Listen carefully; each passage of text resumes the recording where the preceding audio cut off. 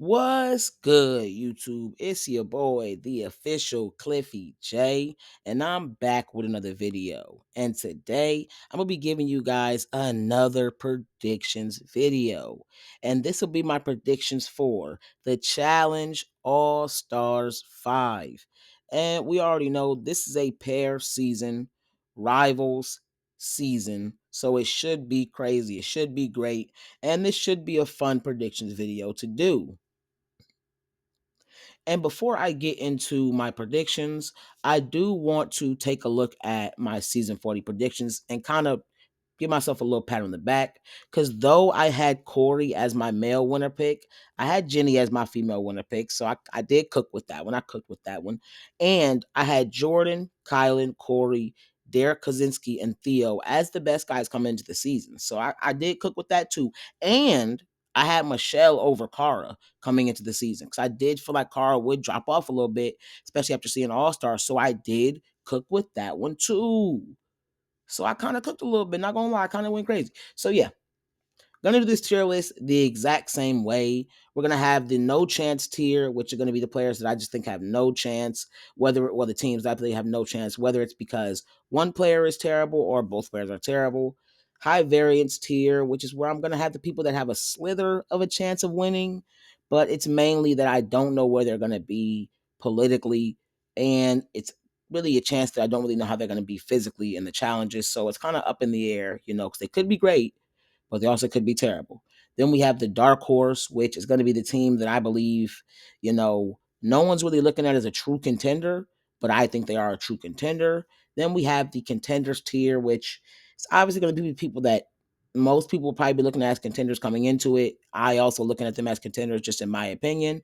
And we have the winner pick, which is going to be the team that I think is going to win the season. I'm not going to beat around the bush with this. I'm going directly at it, and I'm going to say the team that I believe is going to win, my winner pick. And we know how the challenge has kind of been doing stuff. They always split the season in individuals, like recently when they have team seasons and pair seasons. So I do think that's probably going to happen. So I'm also going to give you guys my top 5 if they do split into individuals halfway through the season. So, without further ado, let's get into the predictions. And the worst team coming into the season, in my opinion, is Beth and John A. And it was really tough between them and the next team. I just look at Beth as one of the worst players. And I look at her as someone that's bad socially, politically, and in challenges. So even though John A is solid, I don't think she'll be able to pick up any of the slack. And the next team that I am about to rank is Veronica and Katie. And this is a team that I probably should feel more confident about, but it's just the fact that neither one of them is in their prime. Neither one of them is really competitive at this point. And I don't necessarily trust either of them politically. So, like, if it's no real chance of either of them being competitive and I don't really trust them politically, I got to go ahead and put them this low on the list. And the next team that I am about to rank is Ashley and Dario. And this is one where it's like I do think Ashley will be competitive, and it's a chance Dario could be competitive on this cast somewhat, but I do think he will be in the bottom half of the guys. Like he is terrible. He's probably the worst guy down there. Like he's bad. But he's definitely gonna be in the bottom half of the guys. And Ashley, I'm still up in the air. I don't really know how good she's gonna be. So I just gotta put them in the no chance tier as of right now. Maybe they can surprise me. And the next team in the no chance tier is Frank and Sam.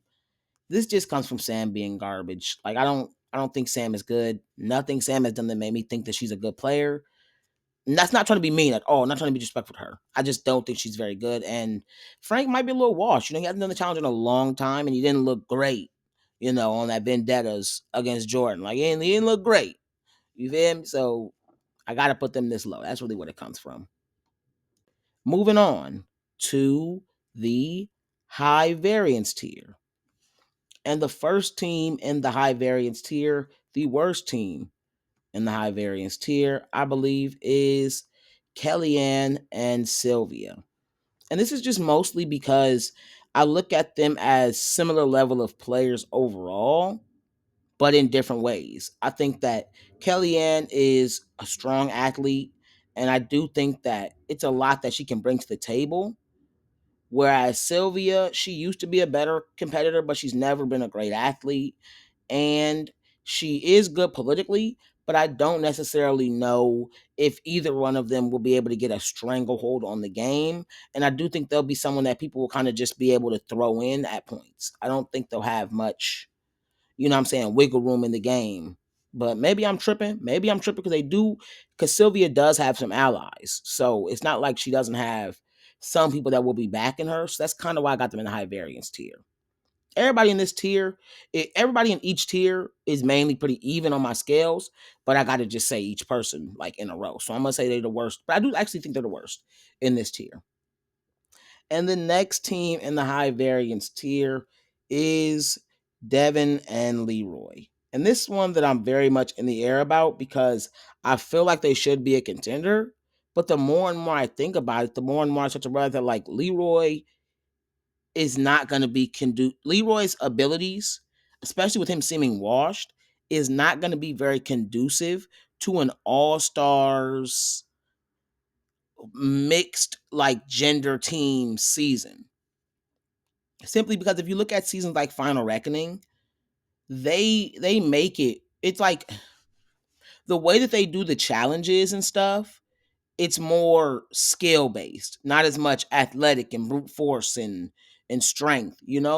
And I just think that a washed version of Leroy having to compute his brain and do more skill based things is cooked. Whereas like you could say someone like Devin will benefit from this format, which is why I have them in the high variance tier rather than the no chance tier. But at the same time, Devin smarts Leroy's athletics, like his reputation athletically wise, I think will only do them a disservice. I think that people will target them because they will be able to be someone they can send home in elimination. It won't be difficult because eliminations aren't going to be hall brawls and stuff. So yeah, no, I don't really see them having much of a chance, but I will put them in the high variance tier because if they are able to because Leroy is good politically. So if he can get into a good position, they can ride this season out and be a threat in the final. I'm not going to lie, they are. And the next team that I am about to rank is Davon and Shane. And this is one where it's like, though athletically, I don't fully trust Davon's endurance or her swimming ability. I do really like this team in a final where it's not gonna, as I said, be like high endurance stuff. At the same time, Shane's never made a final. I don't remember if Davon has. Has Davon made the final? She was right before the final on World of Worlds. One right before the final, she got purged, and that's the thing. Like she could definitely get them purged if it's swimming involved or endurance based. And Shane is not great politically, so Shane definitely could affect them and get them sent in multiple times. So I think that'll kind of be the thing that hinders them, mostly Shane's personality and her endurance. The next team in the high variance tier is Adam and Steve. This is a team that I think will have a similar thing of like a Devin and Leroy where they are going to be threatening because they're a guy team and they're well rounded. Like neither one has like a Leroy not good like at multiple things thing. Like they're both pretty much good at everything, not great, but decent enough at everything, on top of the fact that they have a couple of people on here where I don't think that they'll be the first boot or anything like that. I just think that at some point in the game, they'll be a big threat. They're going to be someone that's winning dailies. People are going to want to target them because they're going to be a threat for the final. And they're going to be someone that people feel they could eliminate, though. So I'm going to go ahead and put them in the high variance tier. And the last team in the high variance tier is Nicole and Melissa. And this is one that I was bordering on putting them in no chance, but it's like a you never know type thing. Nicole is very good athletically, at least in her prime she was, and Melissa is okay. So I'm gonna go ahead and put them in high variance tier, though I'm bordering on no chance. It's really, really close there. And now we are on to the dark horse tier. And my official dark horse pick is Ashley and Anissa. On an all-star season like this, similar to Final Reckoning and All-Stars 4, as I said, it seems to be like an equalizer type season. Like, I don't think that the challenge is going to be super physical. And even if it was, Anissa can keep up somewhat. Like, yeah, she's not great endurance. Yeah, but she's done so many challenges that she can surprise you. She can keep up somewhat. And she is moderately athletic, like, or she wouldn't have been able to do what she was able to do throughout her career. Like, no, I'm not saying her career is so good and impressive, but some people just be overly hating on Anissa. I ain't gonna lie. And then Ashley, Millionaire Mitchell. Like, what are we doing? Like, it's Millionaire Mitchell here. But like, for real though, I think that they are arguably the smartest team. I think they are the smartest team, and they're like the most experienced. Veronica and Katie, but they are like the most experienced in a good way. Like they're the best, most experienced team. So they are my dark horse pick because if they were to win and Nisa were to forget her first win with Ashley on this type of a season, I'm not gonna lie and say I would be surprised. I wouldn't be surprised. I really genuinely wouldn't. Now, do I think that's what's gonna happen? No. Do I have them as a top 3 team? No. So, I'm going to say they're a dark horse pick to get it done on this season. Now we are on to the top 3 teams. We have 2 contenders and my winner pick. I'm going to just rank them, and I'm going to say them like based on the third, second, and first. So at number 3, the third best team coming into this season, in my opinion, is Nani and Turbo. And this one is so tough. This one is so tough because Ride or Die's Nani is good enough to keep up with these other players, and Turbo is better than most of these players. So I feel confident that if they were to make the final, they'd be a threat. I'm just concerned with Nani because she is washed, because she doesn't really have the fight, like endurance wise. Like she seemed like she got the fight, but I don't know if the fire is really there. So I don't really know. And Turbo's ego is crazy. So someone with crazy ego and someone like her that might be washed, I'm really on the fence. So I gotta have them at number 3. And at number 2, the second best team coming into the season, in my opinion, is Coriel and Big T. I don't think it's really much that needs to be said about them as a team. I think that it's pretty clear that Coriel is a very solid player, pretty well rounded, not really having many weaknesses. The balance beam could be an issue, but we'll see. I don't think that will be in this final. Maybe they want to scare him, so we'll see. Then we have Big T, someone that has just grown to be a kind of well-rounded competitor, someone that I don't necessarily doubt. I just don't know where her endurance truly is. Now, on a season like this, I don't think that's going to matter other than like a purge. I don't think it's going to matter in the final having like elite endurance. So that's why I have them as number 2. I think it is a very likely chance that they are the winner of this season, which would be dope, man. Big T getting the win, Coriel getting the win so early in his career, like that would be crazy, especially as someone that is representing so many different communities. Like, I think that would be good for the show and stuff like that. So both are representing so many communities. They're representing the same communities. So it's like, in general, like this would be, I think it'd be good, from a woke perspective. It'd be good for sure, guys. Even with this actually, let me actually say this. These top 3 teams from a woke perspective kind of would be great winning, because the next team that I have, and the team that I have as my winner pick, is Fessy and Amber. I think this is so clear. You look at this cast and you look at this team. Is it not like Fessy and Amber should literally just easily get it? Fessy is basically double agent CT. And Amber just has to do what she did then and just run and do good on checkpoints, hold her own. Like she's better than Nani, and she's better than Big T, and she's like the best female on this season, and Fessy's arguably the best guy on this season. That's too easy. That's too easy. I think they should easily win this season. I don't think it should be much of a conversation. Now that I've given you guys my official winner picks for if they stay in pairs the whole season, let's give you guys my top 5 if they go individuals, which is very likely. And at number 5, I got Devin.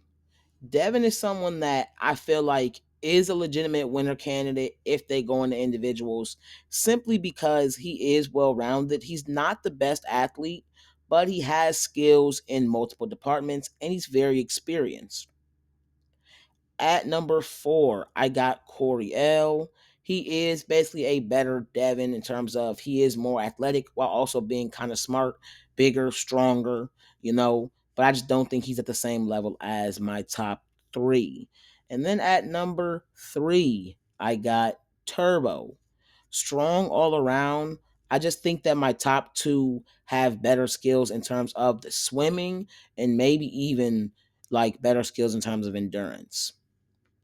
And at number 2, I have my female winner pick, the person that I predict that if they go into individuals will be the people's champ, the ninja, the Nerese, the person that the Steve, the person that won but they didn't win. You know what I'm saying? And I think it's pretty much not really much that needs to be said. She is well rounded. She isn't the best in terms of math, but I don't necessarily think she's a slouch all the way on puzzles. Good endurance. She can swim, athletic. I trust Amber 100%, especially on this cast. And my official winner pick for if they go on individuals is obviously her partner, Fessy. I just think that these people are the 2 best coming into the season overall.